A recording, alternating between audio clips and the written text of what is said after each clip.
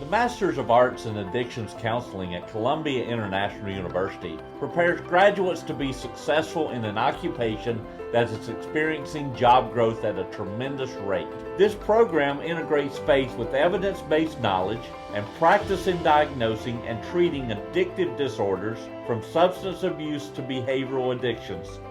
CIU's Master of Arts in Addictions Counseling is the only academic program within the U.S. to offer certificates in addictions counseling through the Albert Ellis Institute, an international mental health professional training institute. Enroll today at CIU.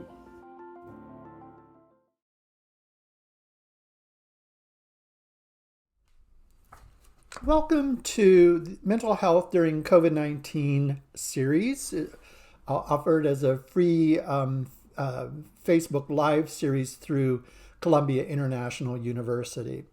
I'm Dr. Steve Johnson, the director of the Master's Degree Program in Addictions Counseling and the president of the Albert Ellis Institute.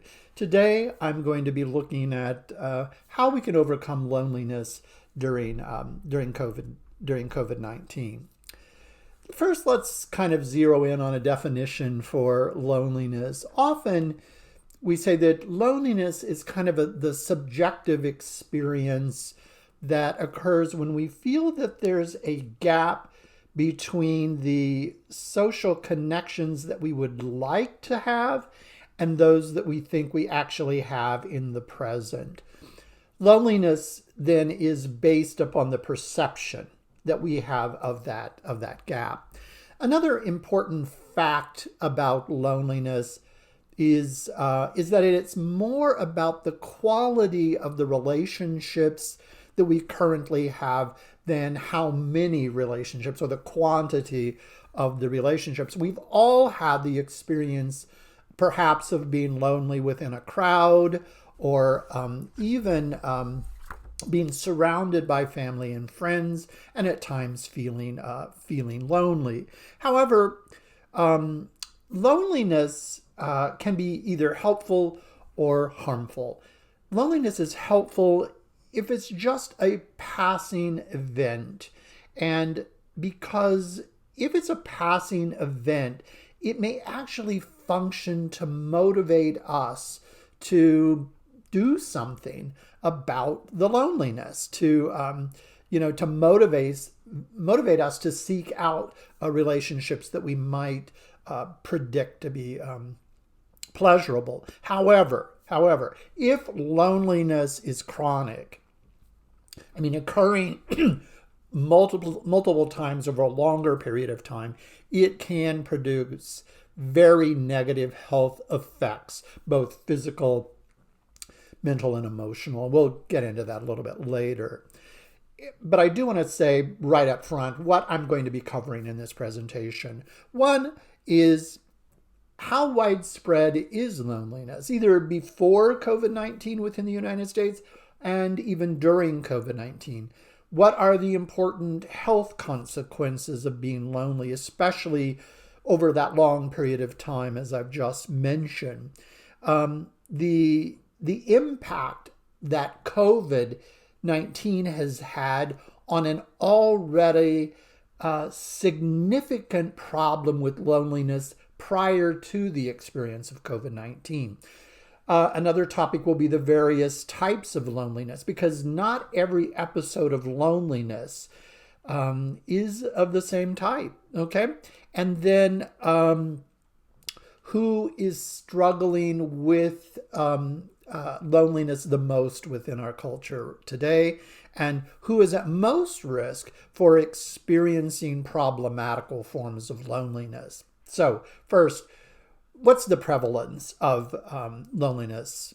How widespread, in other words, has loneliness been prior to COVID-19 and now actually during COVID-19? So if we go back about to 2017, so roughly 3 years before COVID even entered the scene in the United States, a former U.S.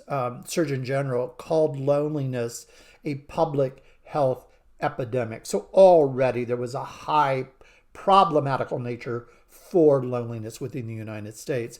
In the following year, in 2018, a report came out by the Henry J. Kaiser Family Foundation that found 22% of American adults said that they often or always felt lonely. In that very same year, in the United Kingdom, loneliness was experienced as such a problem, so problematical that the country appointed a minister for loneliness to begin to address that problem.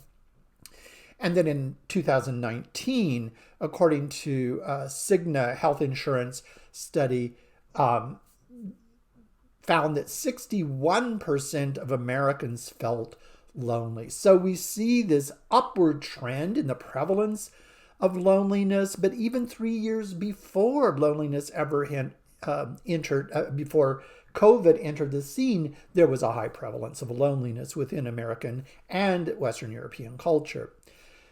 What are the consequences of loneliness? I mean, why worry about loneliness? Maybe loneliness is just a part of the fabric of life and that we just have to deal with it and it's not problematical.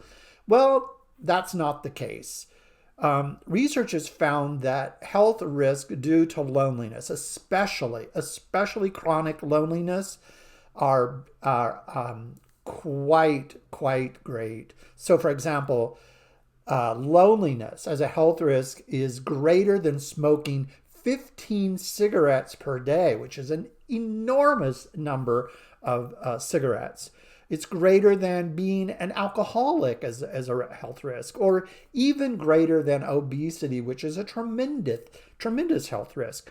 Chronic loneliness, which causes considerable stress, results in the body being chronically in this state of high alert, of a fight or flight mode nearly all the time.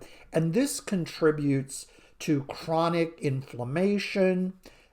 In fact, the cortisol, which is the stress hormone produced by the body, has huge negative impacts over the long haul, such as a tendency towards stroke or cardiac problems, diabetes, and the suppression of the immune response, which is tremendously important if we need our immune system to be in top-notch shape if we contract COVID-19, okay? COVID.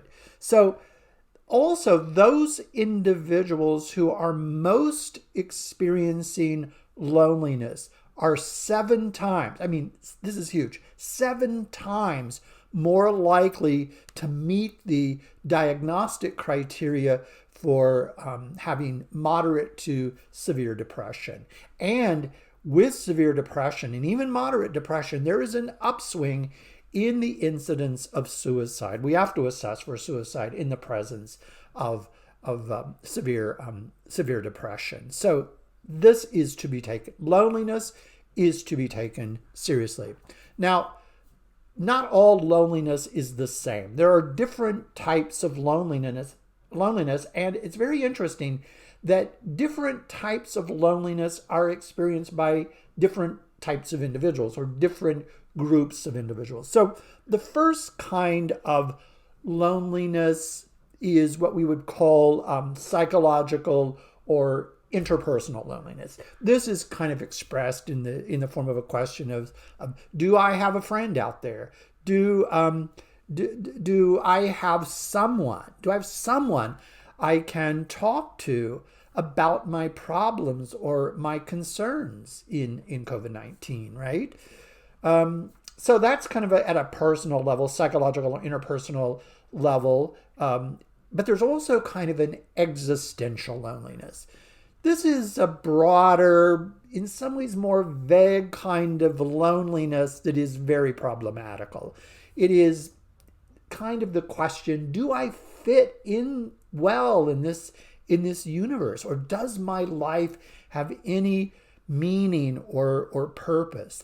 And I want to point out that this kind of existential loneliness has a greater incidence among the 18 to 24-year-old group, that which happens to be, in the United States at least, the loneliest group in the United States. That's the 18 to 24-year-olds are the loneliest group within the United States. That percentage of loneliness in that group has just escalated in the last few years. We usually previously thought that loneliness was a problem of the elderly, and now this 18 to 24-year age group has surpassed the percentage of those experiencing loneliness.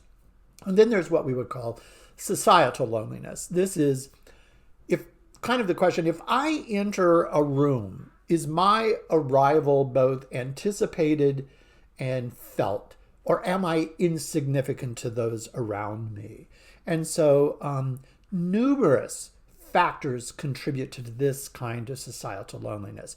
We see societal loneliness greater with respect to certain races, class, as we will see later, and even sexual orientation. The LGBTQ community has a greater sense of societal loneliness.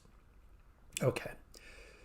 All of that said, those three types of loneliness, who is at greatest risk for developing loneliness? It's serious forms of loneliness.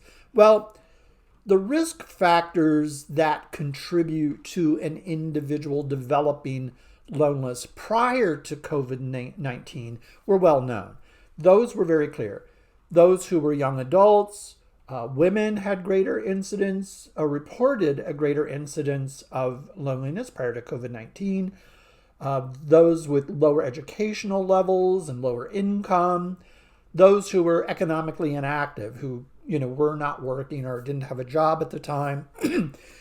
Of course, people who were living alone, and urban residents, more the city dwellers than those in more rural areas.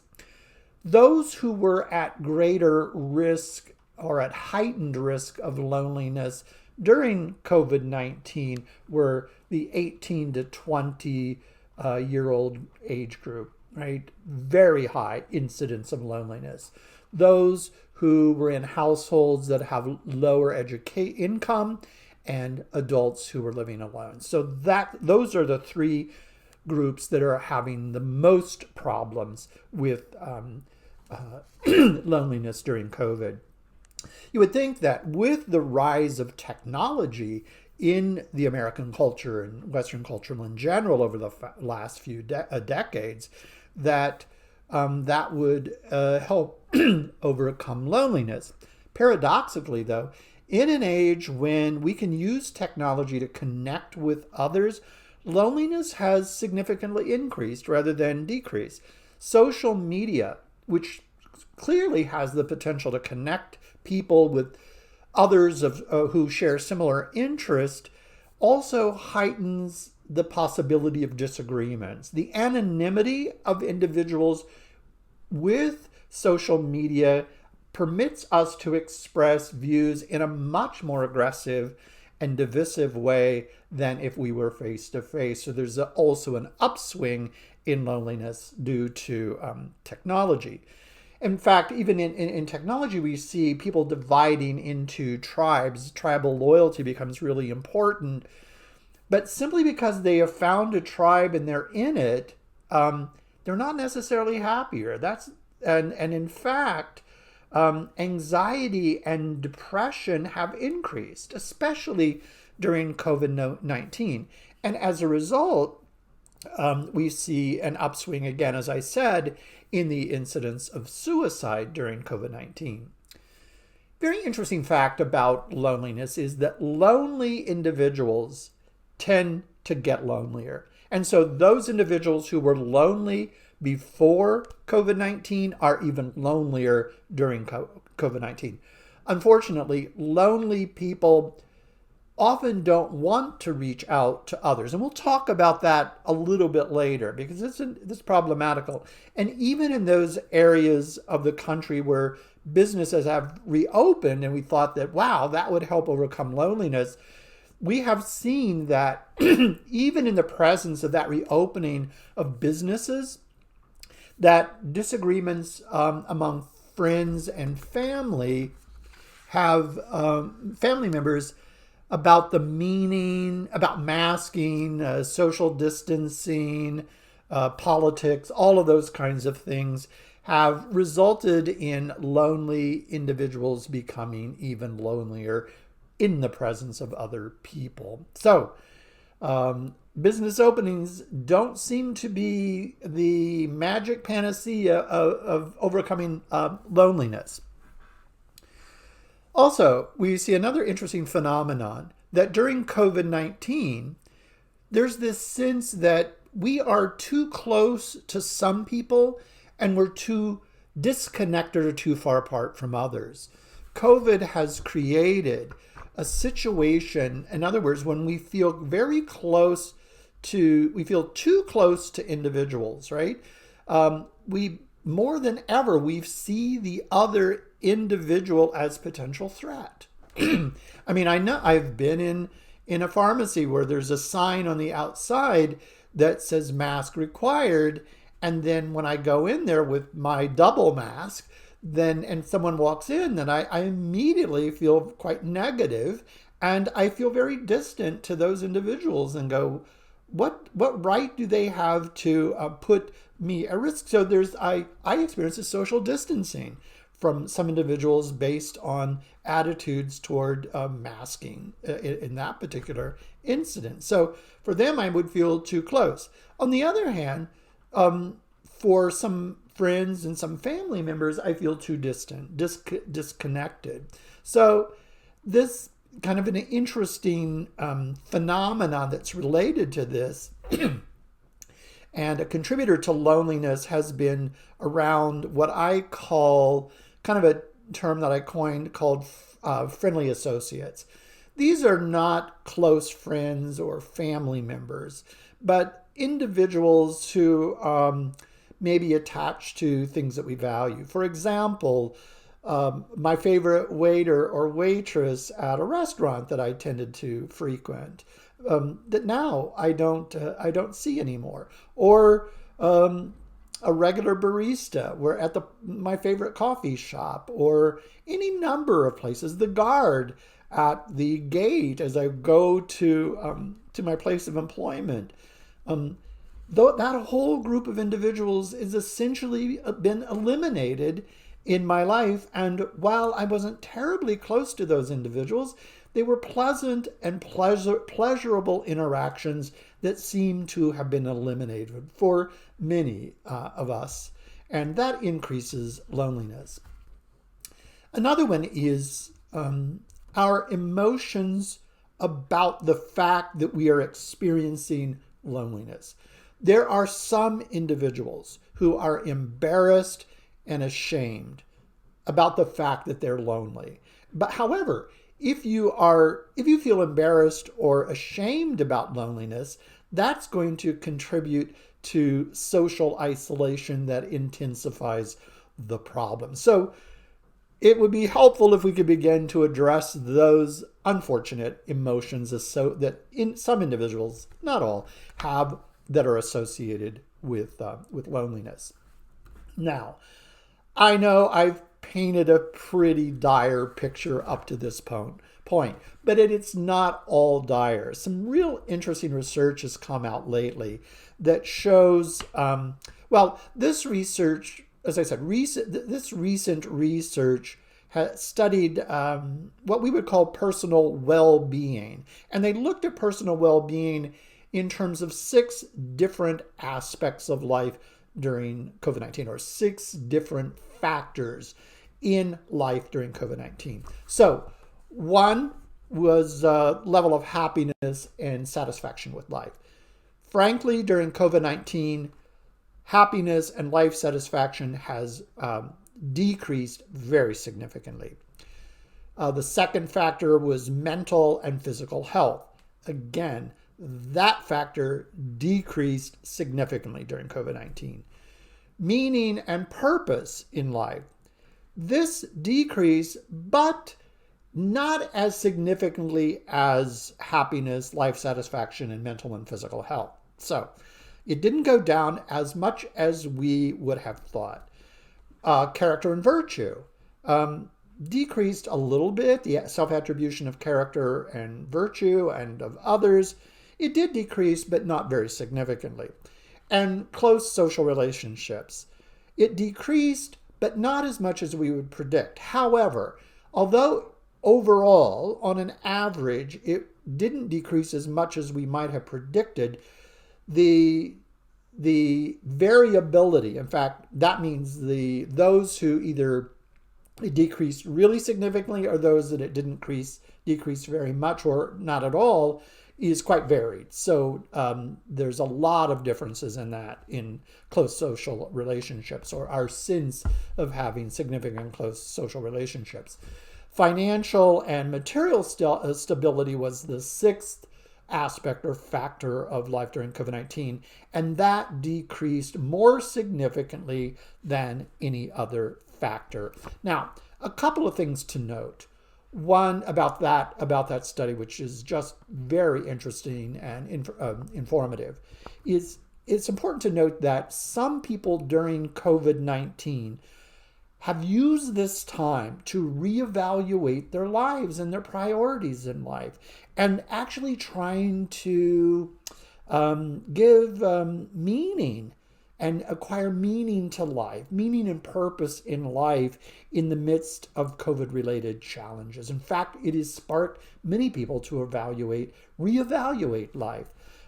It also should be noted that our perception of why we are lonely has shifted from prior to COVID-19 and to during COVID-19.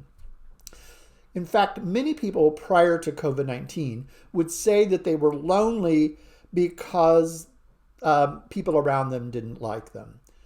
That's not so prevalent as a factor in determining loneliness. Right now, we tend to see ourselves as alone and fighting this big common enemy called COVID-19. And I think there's some more research that needs to be done in that area, because being alone, fighting a common enemy may have increased tribalism, which may also in some ways have created closeness but caused division among those who were close. So it's that one would be really worth looking at a little bit more. Okay. What about theories about loneliness? Well, some research has suggested fairly strongly that we may be genetically predisposed. Some people may be genetically predisposed to a level of distress that gets activated when they feel socially disconnected. That may just be built right in our genetic makeup. Secondly, there is research to suggest that lonely individuals approach social situations with more, I guess the word would be more cynicism and mistrust. Those are thoughts, right? So they enter into social relationships expecting rejection, having lower self-worth, more self-consciousness. They're very much aware of themselves and how they perceive others are responding to them. They tend to blame themselves for social failures. I mean, we all have social failures, but not all of us blame ourselves. Some people blame the other, but people who experience loneliness tend to blame themselves. And they also adopt behaviors when they're lonely. They adopt behaviors that increase the possibility of social rejection, right? Maybe they don't talk, or maybe they don't even hang around individuals, right? So they're isolating in the presence of individuals, which will increase their rejection in social situations. Okay. And this also causes them to be pushed to the periphery of social interactions, and this reinforces loneliness. So they're anticipating getting rejected. They act differently because of that anticipation. that behavior shifts them to the periphery of social connectedness and social interactions, which reinforces their loneliness. And so we get this vicious cycle that is established there. Then a key factor in that is that, and this is a very important one because it is helpful for us to develop plans for overcoming loneliness. This key factor is that lonely individuals think and act differently than when they're not experiencing loneliness. Okay? That said, that is crucial to understand what we can do about loneliness. To date, there have been major interventions or major models to help individuals overcome loneliness and to increase their effectiveness in overcoming loneliness. So one of the early ones was to help individuals improve social skills. So like social skills training. That did help somewhat, but it had limited effectiveness. Why? Because the research findings show that most people who experience loneliness do not have a deficit of social skills. They're quite adept and have social skills. So while giving social skills might be helpful, many people don't have a deficit of social skills. A second model was trying to enhance social supports. So look at ways that individuals who are lonely can be supported and to help them overcome loneliness.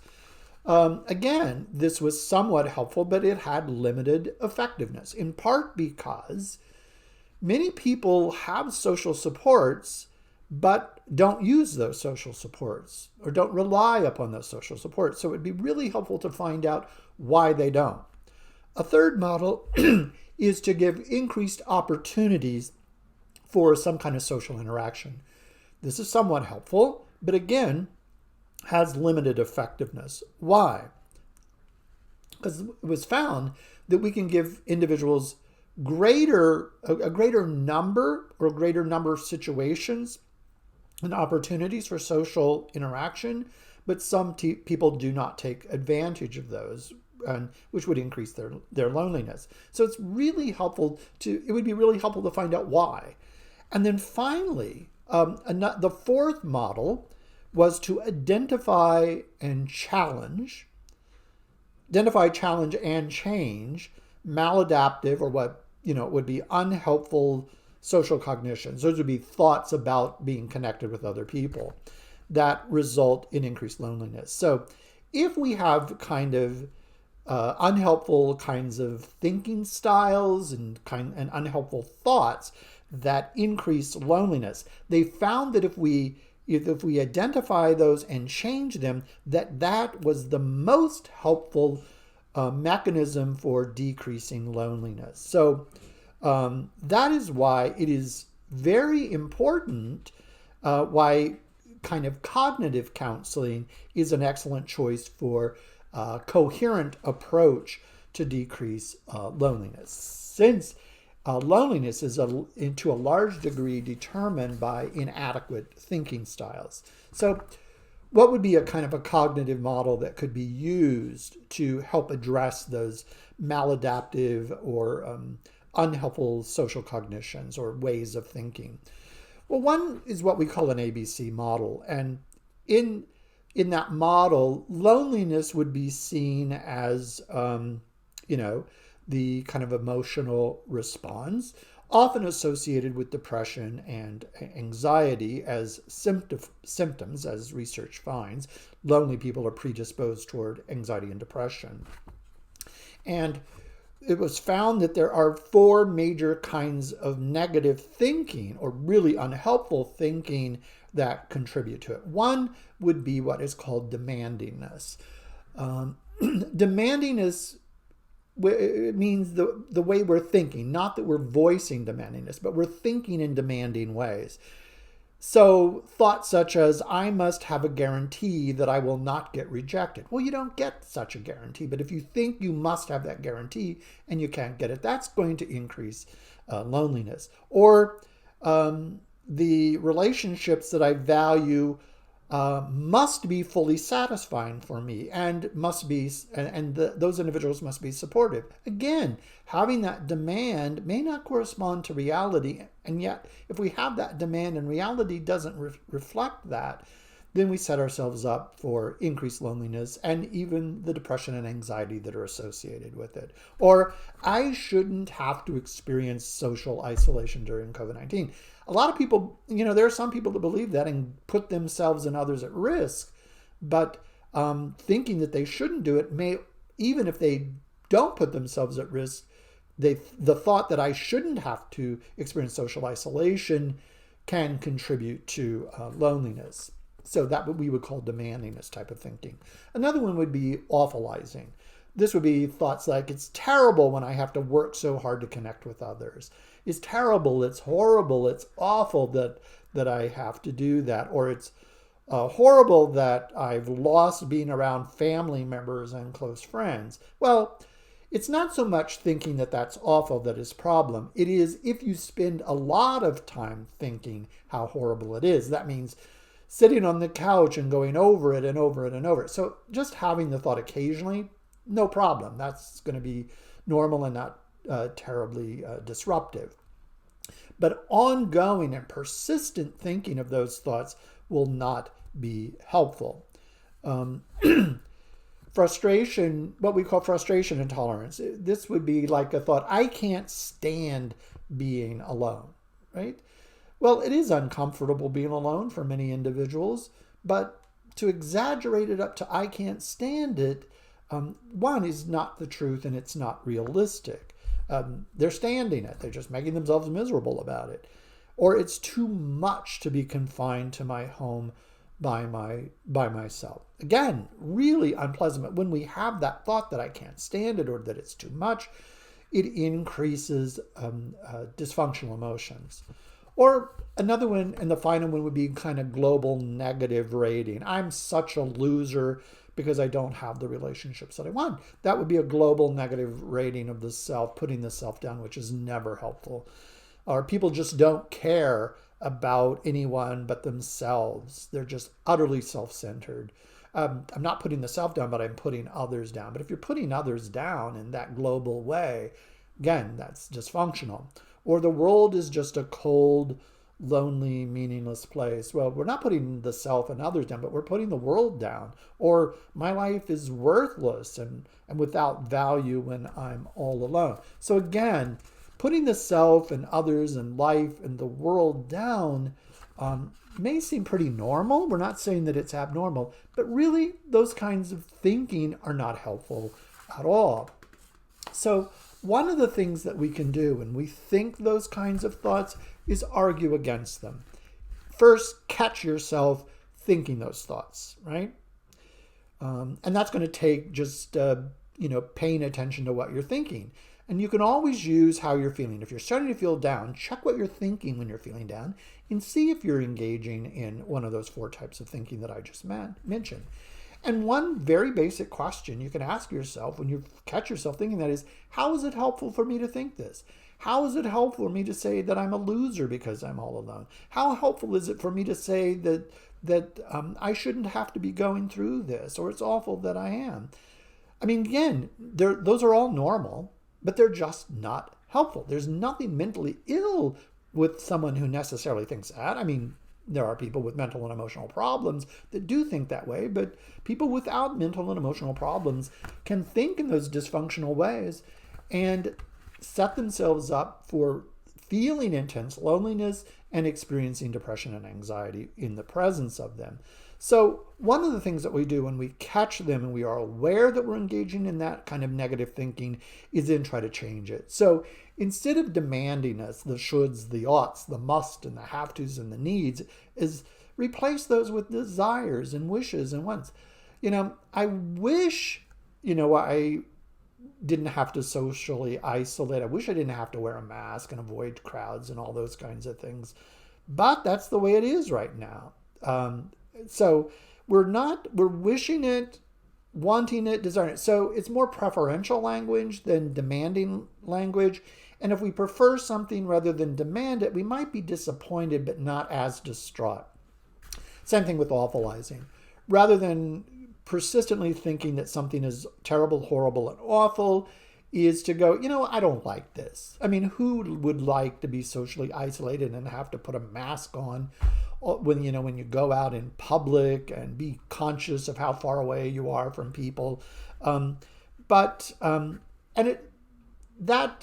say that it's terrible and horrible and awful, normal, but again, not helpful. What do you want to put in its place? Recognize that it's not fun. Recognize that it's bad and it's uncomfortable. But don't exaggerate it up to totally awful and taking away all meaning, purpose, and potential happiness in life. Frustration intolerance, when we believe that this is terrible, horrible, and awful. Yeah, catch that and then try to change it. Well, what do we want to change it to? Acknowledge that you don't like it. Let's don't play a game and go, oh yeah, it's all wonderful to be, to have to isolate and all of those kinds of things. Acknowledge that it's bad and that you don't like it, but don't exaggerate it. You can tolerate it. Again, but recognize that it's bad. And then the other thing, instead of globally rating the self and others and life and the world, accept it. Accept yourself right now. Accept that, maybe in COVID-19 you experience more frustration, maybe have more anxiety and worry. Give yourself a break. You're a human and you're going through, along with so many other people, you're going through something pretty big, right? And so don't rate yourself. Don't rate yourself at all. Just accept that is the way you are right now. Same thing with others, A lot of people are doing the best they can. And even if they aren't, humans can disturb themselves. We all can. And so cut them some slack too. Or the world may be challenging, more challenging now than it was before. And my life may even be more challenging. There may be less pleasure in some aspects of my life now, but that doesn't mean that they're devoid of value or meaning or purpose, etc. Okay? So changing our thinking, not to the power of positive thinking, but the power of realistic kinds of thinking. Okay, so that's one of the major things that we can do. Catch and change those unhelpful ways of thinking. Again, all normal, but unhelpful. There are other things that you can do that, even if only partially effective in reducing loneliness, do in conjunction with changing loneliness can produce really good results. One of those is physical activity to the degree that you can, right? If you're in a crowded area, put a mask on, go outside, walk, whatever. Go outdoors. Sometimes just going outside, whether you're exercising or not, can be of great relief, and you're not cooped up in the in your house. Third, use technology, but not too much. Use technology. I mean, I know my mother, who's 89 years old, gets on Facebook and enjoys connecting with people with whom she wouldn't otherwise be able to connect.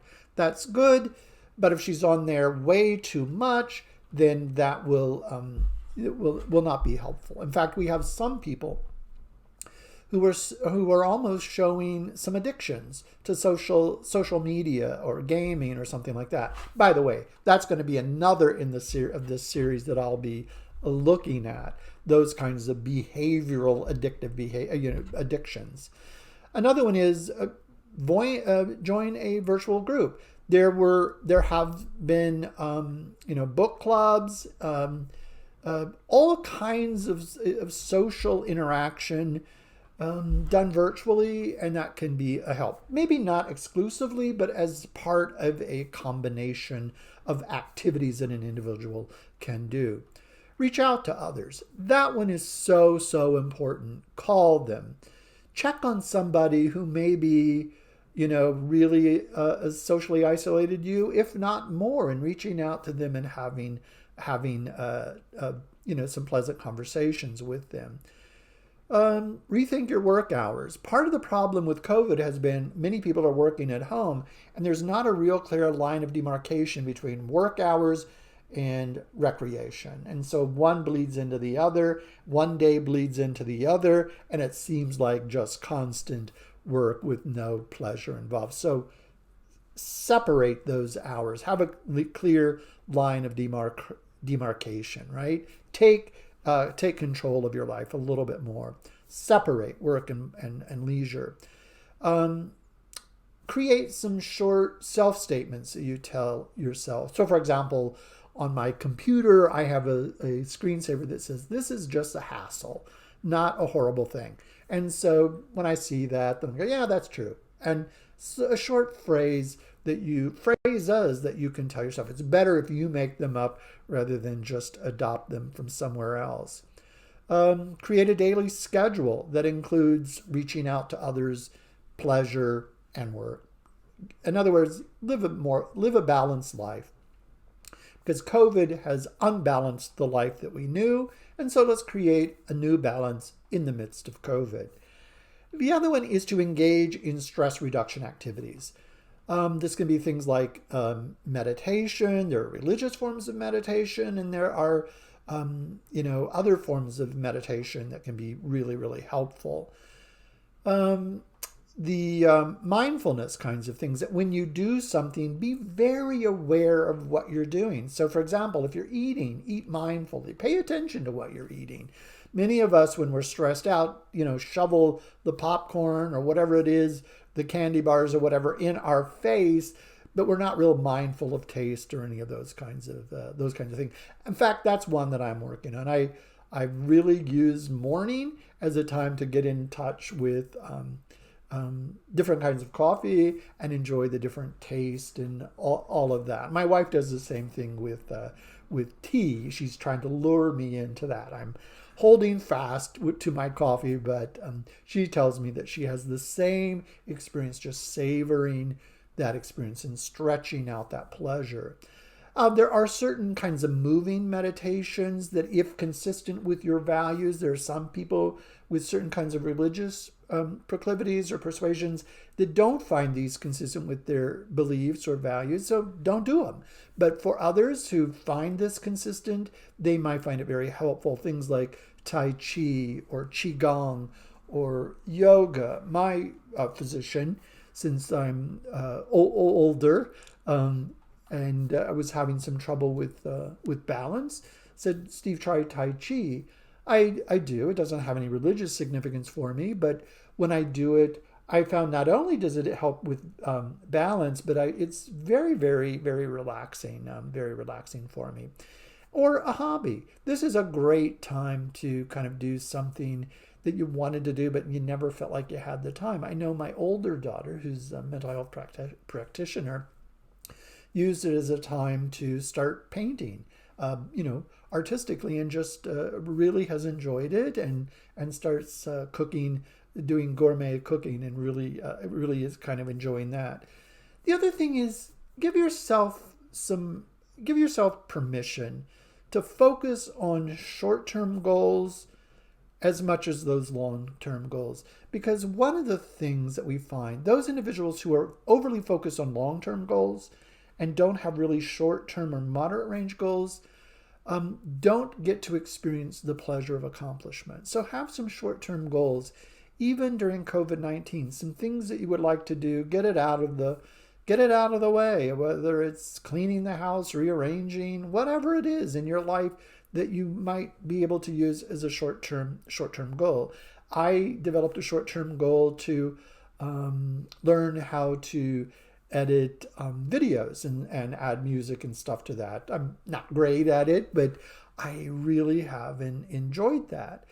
And then the other one is so, so crucial, and that is accept yourself unconditionally when you're not at your best. I mean, we are all quite stressed out, and so it is important to lower that stress, and one of the ways to do it is just to accept yourself unconditionally. It doesn't mean you like everything about yourself, but just accept that you're going through a rough time, and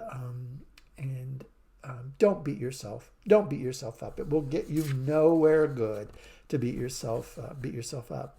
So what I hope is we've looked at several factors associated with loneliness, but some things that we can do to help decrease the loneliness. And so what I'm hoping that you will do is that you will experiment with some of those things that I mentioned without demanding that they all have to work equally well. You're just trying them out. It's kind of an experiment in life, trying them out to see what works for you. And you're taking charge of your loneliness.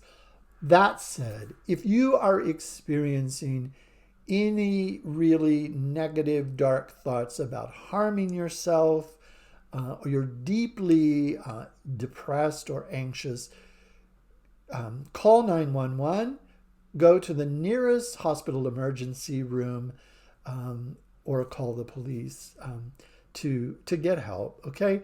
All kinds of help that are available. You don't have to do that alone. So please take care of you and have a plan to make life better, even during COVID-19. Thank you for this one, and we will be having 3 more such presentations. All the best.